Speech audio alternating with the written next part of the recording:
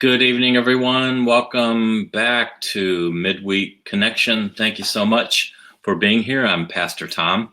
Let's talk about talking back to fear. We're always taught as, when we were children not to talk back. And while that's not a good thing to talk back as a child to an adult, we need to talk back to our fear. If we don't talk back to it, it will do all of the talking. Again, the things that I teach, I have either learned throughout my life and kind of relearned it and developed it into being able to teach it, or it's a continual process of learning. For me, either one of those two, and for this one, it's both. Have learned and am continuing to learn about how to deal with fear. So again, the title tonight is Talking Back to Fear. I'm going to ask you to name a fear. Just come up with a fear in 5 seconds. You have already, I'm sure. If this episode is one that you personally relate to, fear, then you've already come up with a fear. If you have to think like for a few minutes of what your fear is, it's probably not an issue for you like it is for the rest of us. So name a fear, something that you're frightened of, you're scared of the thought of it happening. May have been a fear that you've had all of your life, and it may be a fear that has just developed in the last year or two. Maybe it's something that's even happened in you over the last day or two. Name a fear. I'm going to tell you a little bit about one of the fears that I have had over my lifetime. I'm currently not fearing that like I have, but I want to tell you about this fear that I've had. And to sum it up in a phrase, it's the fear of not getting a paycheck. The fear of not getting a paycheck. Now, you know that I'm a minister, and so how that relates to me in my life and at my job as being a minister. And again, I'm not talking about currently, but I'm talking about in the past, even though I really wasn't aware of it and couldn't define it like I am now. I was scared that if I would truly be the minister that I needed to be, and if I truly wanted to do what God was leading me to do as a leader, that in doing things like that, that might get me fired. If I really was to do and lead the way that God wanted me to try new things, or to encourage the church to kind of be on the cutting edge of trying to reach people and be better as a church. If I did that, then there would be enough people, I thought, that wouldn't like me, and I could get fired for that if I really was myself. So that was an underlying fear that I had for many years as a minister, and it quite honestly kept me from totally just being myself and doing things 100% the way that God was leading me, because I had this fear. And I'll sum it up as the fear of not getting a paycheck. Fear has healthy choices. So your fear has healthy choices. Your fear also has unhealthy choices. So under the healthy choice category, whenever we're fearful, we can do one of two things. We can run away fast, or we can proceed with caution. And God has put those two options as good, healthy choices within each and every one of us. Let me just give you a weird scenario. Let's say that you lived in a city that had a zoo, and you lived on the same side of town or the same general area as this zoo. And let's say that it was reported that a lion got loose from the zoo, and the authorities didn't know where that lion was, but people were reporting, that they've seen it in their yard or they've seen it here and there. And let's say that you go outside on the front porch of your house, and from a distance, you actually see the lion. The lion doesn't see you, but you see the lion. Now, God has put in us healthy choices when it comes to fear. And one of those choices is to run away fast. It's sort of like the stove that can get really hot and burn us.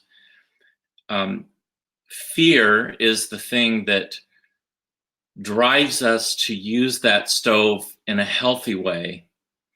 And it's fear that causes us not to get hurt or damaged by that stove. So one of the healthy choices that fear actually gives us, and it's a good thing, is that there are things in life that we are scared of, and we should be scared of, and we need to just run away from it. And then there's also another option that we have with fear, and that is to proceed with caution. Proceed with caution, which means that in that lion scenario, you still have to live your life, even though that lion hasn't been caught yet. And you can't stay in your house for the rest of your life. So even though there's a lion somewhere on the loose,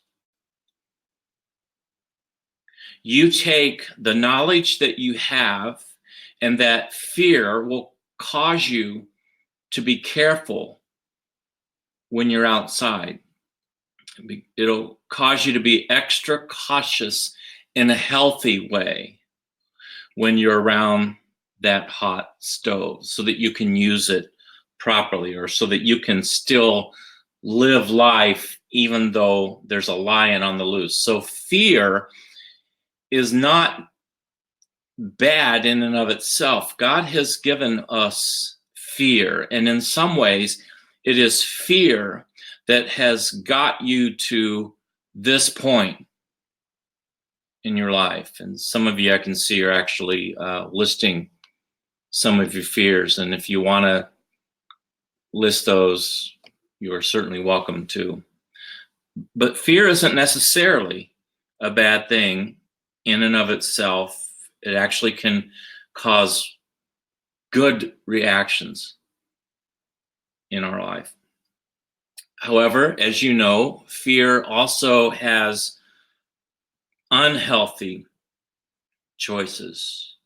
And the unhealthy choices are this: that you end up never risking at all. You just always try to play it safe. Or the other extreme of that is that you're just totally paralyzed and you don't do anything at all. So back to the lion scenario, you still have to live life, even though the lion is loose and still in your neighborhood. You still have to live life. And if we listen to fear, fear actually becomes stronger than the lion. And fear would tell us, if we listen to it, we can't take any unnecessary risks. Yes, we still have to live life to some extent. So here's what I'll do. Again, back to this lion scenario story. Here's what I'll do. The only times that I go outside, like to the grocery store or to work, if I have to go outside, I'll only go out into my garage and right into the car. And the garage, has a garage door opener, so the lion's not in there because the door's shut. So you get in the car, you open up your garage door, you immediately go out, constantly checking to make sure the lion didn't get in your garage. You shut that garage door, and then you go onto work or onto school or the grocery store, wherever you have to go.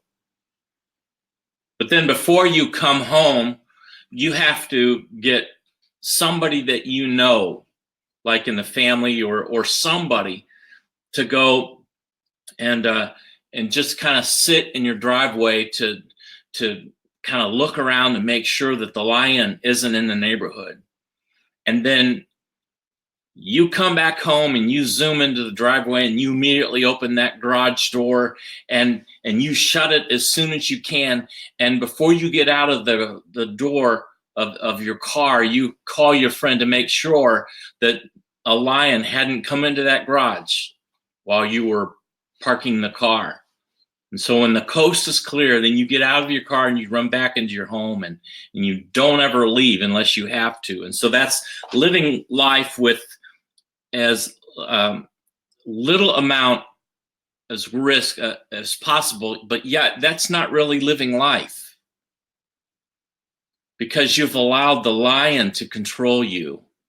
That's really not living life. There's so many more things that you could do if you weren't living with the fear constantly of that lion. I mean, you could go to so many more places. You could go out perhaps for a walk if you would still be cautious. There's so many things you could have a picnic outside on your patio or something. There's so many more things you could do, but yet because you're so scared of the lion, you limit yourself to sort of playing it totally safe, and that's really not living. Or the other extreme is just totally being paralyzed, to where you lock yourself in the house and you never go out. I mean, you order your groceries in, and you quit your job, and you just never, ever leave home for any reason at all, because you're so afraid of the lion. Now, it would be wonderful if we only responded to fear in healthy ways. But that isn't where most of us are at when it comes to fear. It would be wonderful if every time you and I were afraid, it's only one of two things. We either run away fast, or we use that fear to be able to live around that fear, and we just proceed with caution. But most of us, while we do take those options, most of us struggle with taking those options, and instead, most of us struggle more than we would like to admit with the other two unhealthy choices, which is never really taking any risks, just playing it safe, or total paralysis. So many times we have some idea, or we have some cause, or some mission, or some desire, or some project, or something that we want to give ourselves to, but fear stops us. I mean, so many times there's something that we would like to do, like to be, somewhere we would like to go, something that we feel we should do, God wants us to do, but the fear of the lion causes us to play it so safe that we won't do it. Or the fear of the lion causes us to lock up our doors and stay inside the rest of our life. So I want to talk about our brain. Yeah, I want to talk about the brain here a little bit, and that is that from my observation, the brain is constantly working. It's constantly calculating,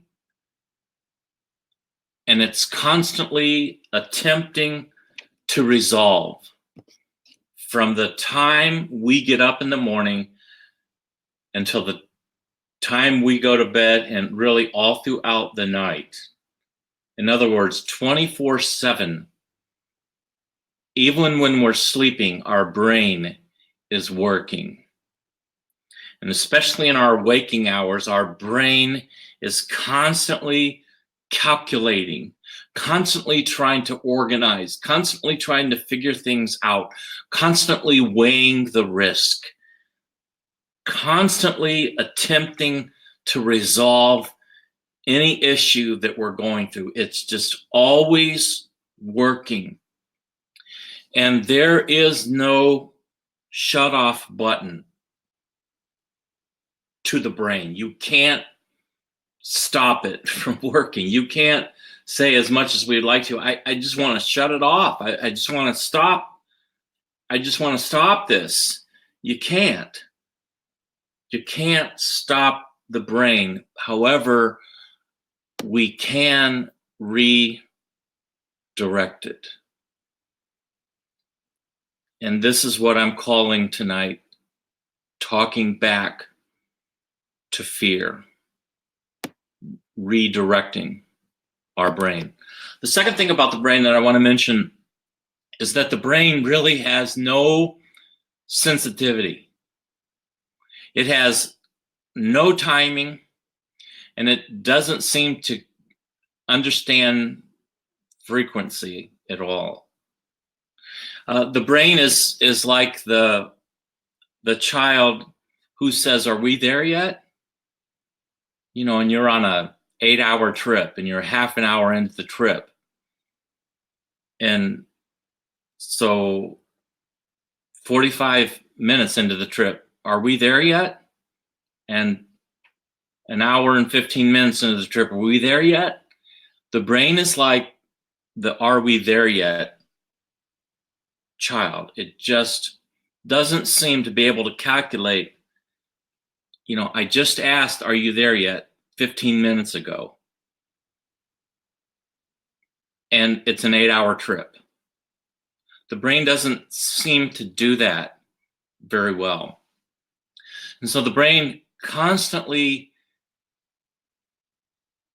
is frustrated about not being able to resolve a problem, and so will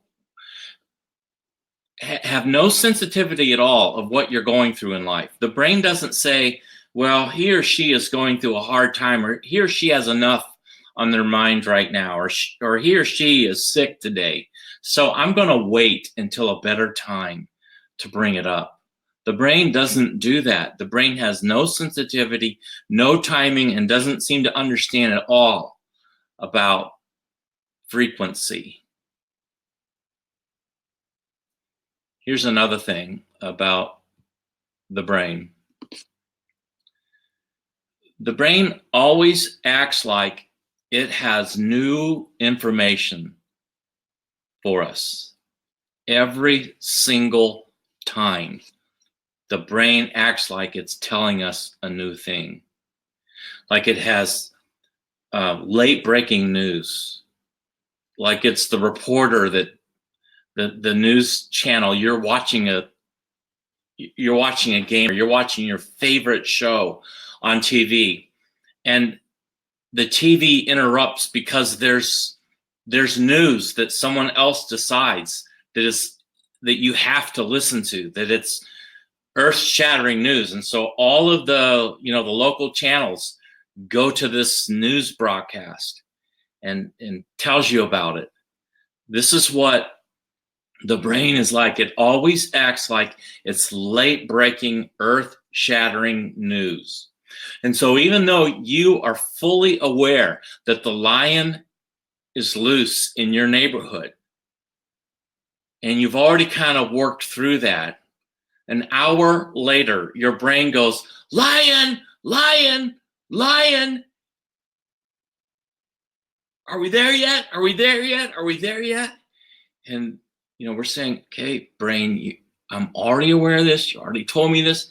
But then 2 hours later, lion, lion. The brain always acts like whatever it has to share with you is earth-shattering, and like it's something that you've never heard before, and it wants you to then sort of reprocess everything you've already been through about this lion. You have to reprocess it all again. It wants you to feel all of that fear again, go through all of the anxiety, can't eat, all of that, can't sleep. It wants you to experience that every single time, because that's just how the brain works.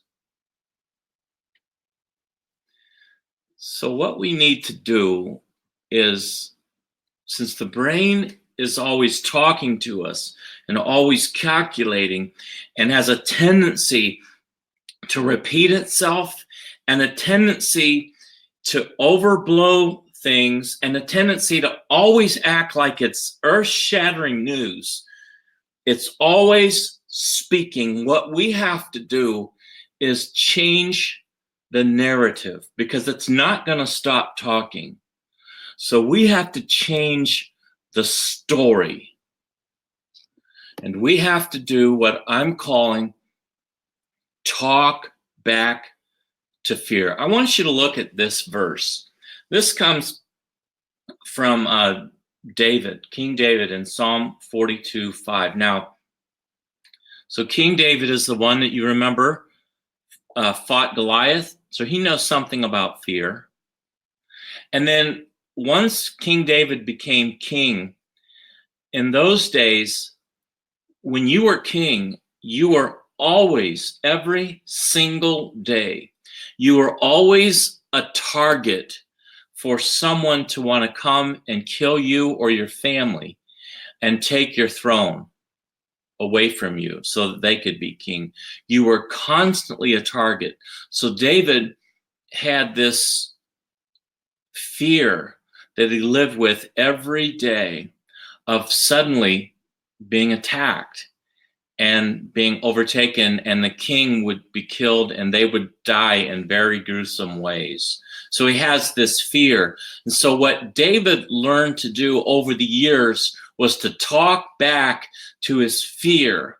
And it's described in scripture as his soul, talking back to your soul. Now, the soul in those days, it meant it meant what we think of the soul in terms of like the spirit, somewhere inside of you, we think of the soul. But also in those days, the soul meant it was a total of the mind and the emotions and your spirit. So it wasn't just your soul like we think of as your spirit somewhere, the heart of you, as we would say, but it was also a combination of that plus your mind, your conscious thinking, and also your emotions. So David here, whenever he talks about soul here and in other passages, he's really talking to himself, and he's talking to his fears, and he's talking to whatever negative emotion is inside of him when he says soul. So he says, why, my soul, in Psalm 42:5, why, my soul, are you downcast? In other words, he's talking to his fear, and he's saying, why are you feeling so scared? Why are you letting this dominate your life? Why are you so downcast? Why so disturbed within me? And the answer that he found from that first day of fighting Goliath, whenever he faced a fear, the answer was that the God inside of him is bigger than Goliath. Even though Goliath was the biggest fear and biggest enemy that anyone could think of in that day, the God inside of him, the God that he serves, was bigger than that which he feared. And so he says this, so put your hope in God. This is the answer. Put your hope in God, for I will yet praise him. He's saying his answer is, when he sees fear, to remember that there is a God who is bigger than that giant. There's a God who is bigger, and you need to put your hope in the God. Don't try to put your hope in yourself when it comes to you and that lion. Don't try to put your hope in yourself and being able to figure out the movement of that lion. Put your hope in the God who made the lion. And then he says, and one thing he does is he praises God. Whenever he's fearful, he praises God. Whenever you're fearful, I would encourage you to put on some music, put on something to praise God with, to get your mind off of your fear and to turn it into praise. I want to give you some very practical thoughts as a way of kind of summing up my thoughts here. When I talk about talking back to fear, what I am saying is that you say something like, I know. Whenever fear says, lion, lion, lion, you say, I know. I have already heard about that. I know that the worst fear that I ever could face or think about is a possibility. I know that the lion is out there. Here's what I want you to do. I want you, and this is what I try to do, to admit the reality that the fear, that the thing that you are scared of could happen. Instead of trying to act like it can't happen, and instead of trying to somehow deny the obvious reality of life, just go ahead on the front end and admit that the lion is there. Admit that the fear that you're worried about is there. It is a reality. It could happen. When it comes to fear, it's not if you're going to fail. It is when you fail. When it comes to fear, it's not if bad things could possibly happen. It's that when bad things happen. Now, I'm not saying that your worst fear is going to come true. Oh, by the way, I forgot to mention, when it comes to my story, my biggest fear was not having a paycheck. So when I burn out in ministry, and when I say burn out, I'm not saying like I had a bad week or I was exhausted and I needed to take a 2-week vacation and I'd be fine. I mean, I describe it as life mono. I couldn't work. I was so exhausted. I had been burning the candle at every impossible for so long that I was burnt out. I was clinically burnt out. I was depressed. I was not able to be a minister because I was so spiritually, mentally, and physically burnt out that I needed, for the sake of my health and my life and for the church, I actually needed to resign my job in ministry without like any warning and no job lined up. I had a part-time school bus job that I did. And so I left in a matter of 2 weeks. I left my job that was paying me every week. And I still had a mortgage and I still had car payments. I still had all this stuff. I left that and had nothing. And I was too tired and physically beat up and emotionally exhausted to be able to look for another job. I had nothing. And so I didn't have a paycheck. And that lasted for 17 months. And God, I found out, even when the worst thing happened that I could imagine, that I was, not that I could imagine, but the worst thing that I was fearful of so often in my life, even when that happened, I found out that God was bigger than Goliath. And God, through a series of miracles, kept my wife and I alive without that constant church paycheck for 17 months until I was blessed to find God led me to the job I'm at now and the church I'm at now. For 17 months, I experienced one of my biggest fears, and it worked out. So what I'm saying when I say is I know is this. I know that there could be a time when I wouldn't have a paycheck again. I know that. And so when Satan tries to scare me about that, I say, I know the lion is there. I know that's a reality. And that kind of disarms, the fear doesn't really know how to react to that because it's telling you big news, but you say, I already know that news. And I already know that if I think back to some of the worst times in my life and how God helped me through that, I know that because God helped me those times, he will also help me if I face the lion.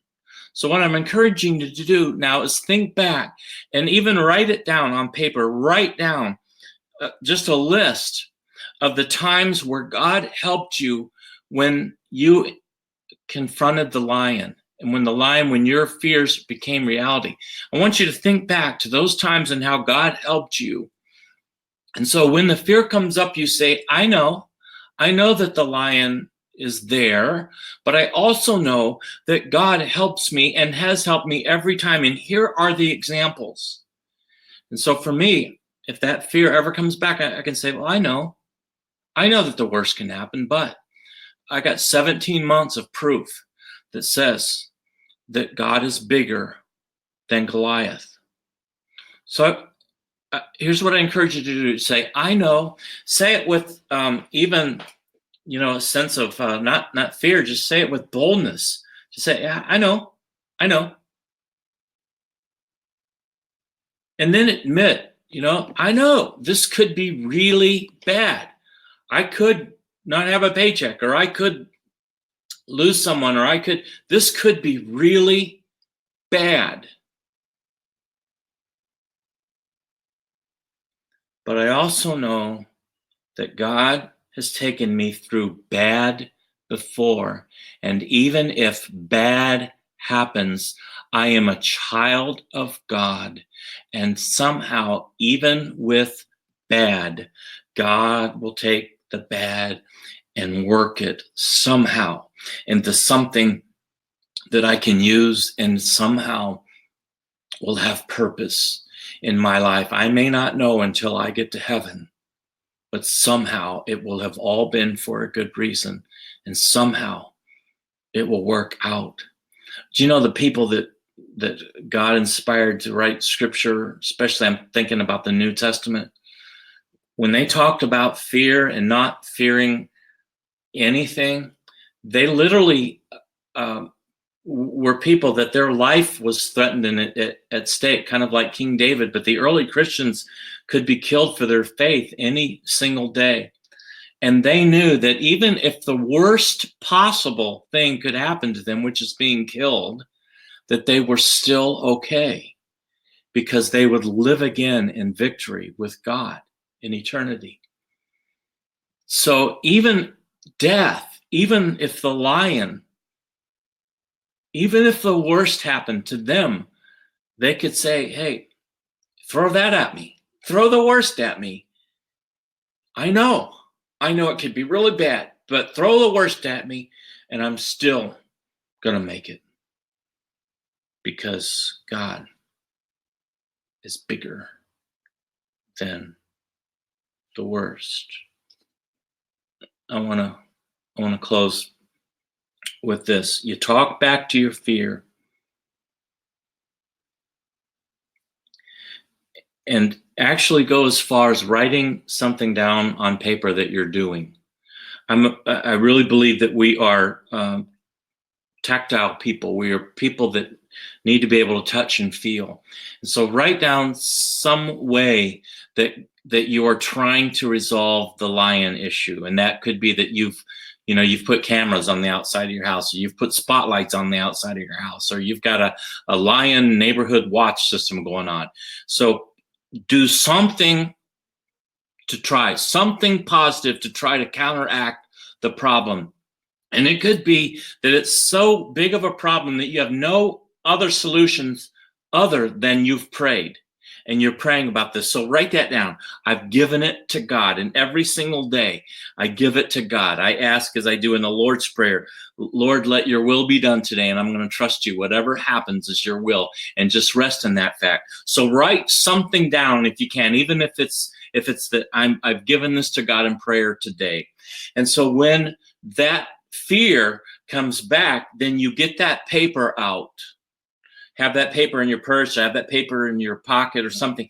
Get that paper out and kind of feel that, or even put your hand on the Bible and say, I'm believing, I'm trusting, I've done all I can do. I'm giving this to God.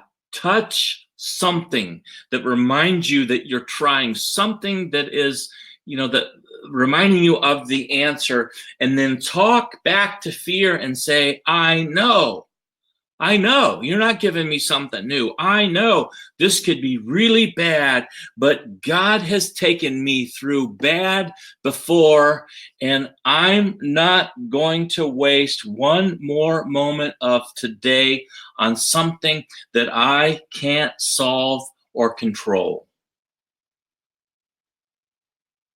Some things you have to run away from, and some things you just have to proceed with caution. But you just know that God is bigger. And you think back to all the times that God has helped you, and you remember that. You've written that down, and you might have one thing that you're trying to do to resolve it, and put that down on paper. Put your hand on that, put your hand on the Bible, and just say, I know. I'm trusting in God. I know. And he's always got me through, and it's going to be okay. Hey, Kevin, thanks for being here. 2 Kevins, and thanks, Lori, for being here tonight, and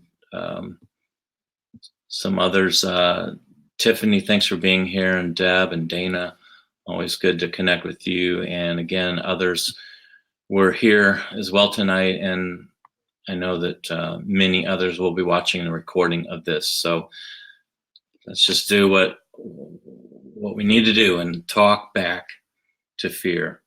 Hope to see you next week, next Wednesday night at 8 o'clock for Midweek Connection. Remember to come to church if you're in our area. 10:30 is our service this week. Check me out on 24today.org. That's 24today.org. I have been posting nearly daily on different topics and different thoughts that I have.